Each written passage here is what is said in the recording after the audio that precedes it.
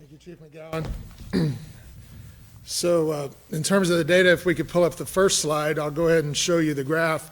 We are at 37,192 cases that have been reported in Shelby County as of yesterday. That represents 188 new cases yesterday.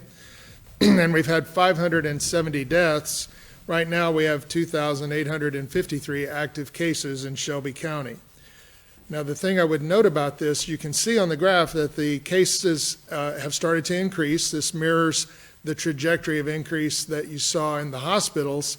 This is based on the reported cases by their specimen date of collection.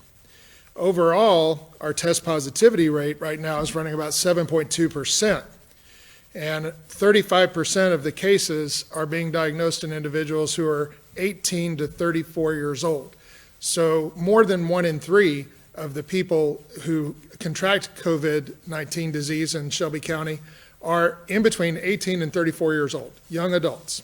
That represents the highest single group demographically for who's got the virus and who's giving it to each other and to the rest of us. But when we look at the death data, we see that 88.8% of those who have died are 55 years of age and older. But of course, we are intergenerational in our relationships. We're intergenerational in our households and in our work environments and in our social environments.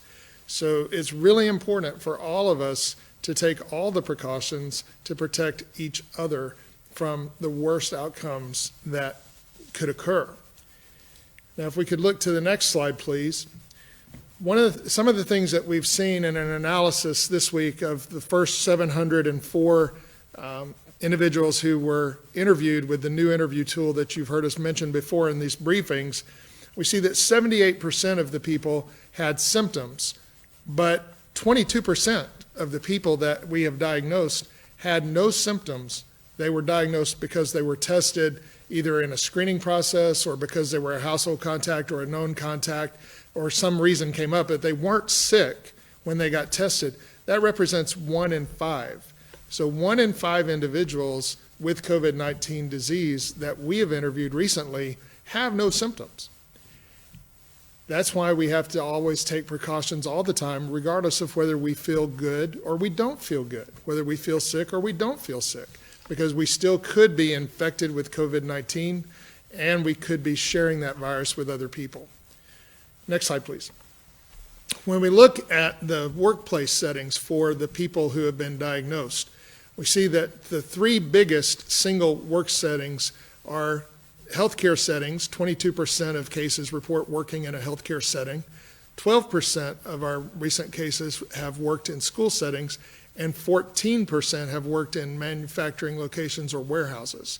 So those occupational sectors are overrepresented in the sample of people who we have recently interviewed, meaning that the people who work in those locations are perhaps at greater risk of transmitting the virus or encountering the virus. They're certainly overrepresented in the sample of people we have interviewed. Next slide, please. Now, I mentioned that 78% of people that we've interviewed recently had symptoms. Well, let's look at some of the activities that people have engaged in during the period of time when they were infectious, and these are among symptomatic individuals. When you add it together, 63% of the people that we've interviewed either were socializing with others in their home or in someone else's home or in some other social setting, or they were participating in a sporting or recreational event. Also, we see attending place of worship or going shopping and other activities, but these are people out and about, engaged in their normal day-to-day activities of life, regardless of whether they have symptoms or not. These are all symptomatic individuals. So people who should be staying home should be isolating and protecting others from coming into the virus that they have in their body, and yet they're out in the world engaged in activities. Next slide, please. When we look at that a little more deeply, we see this concentration of participation in sports, socializing, and also going to gyms and domestic travel. That's another feature that came out of the data this week, where we see people who are in their infectious period and they go on a trip. They leave Shelby County and they go somewhere else. That was a feature that we found in the data just this week of the recent people that have been interviewed. And then next slide, please. Or if that's the last slide, we can return back to the screen. When we think about the ways that we can protect ourselves and each other, I just want to remind you, the most important thing you can do is, if you are symptomatic, is stay home. And if you are outside your home, regardless of how you feel, it is desperately important that we all wear a mask. With that, I'm going to turn it over to Dr. Haushalter.